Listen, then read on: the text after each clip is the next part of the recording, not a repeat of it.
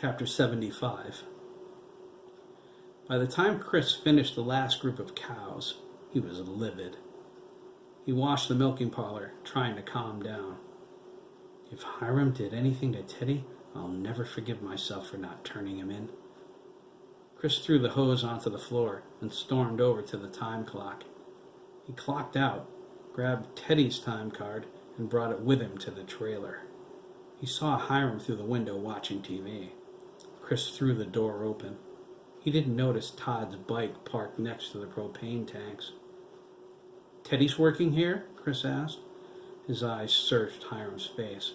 He waved Teddy's time card in front of him. "He was part-time help, but now he's taking Henry's place," Hiram replied. "Henry quit without notice. I needed a replacement."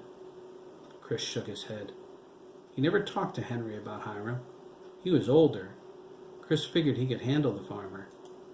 He hoped that wasn't a mistake. And Teddy? Something fishy's going on. Hiram has to know Teddy's dad is a cop. He isn't that stupid, is he? "Just remember what I told you a year ago, old man," Chris warned, dropping the time card on the floor. "You molested me.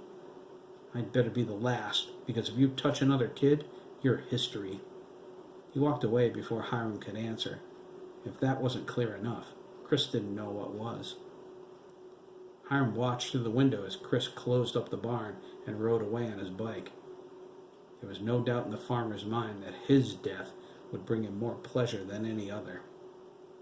The thought made his hands shake. It wouldn't happen quickly either.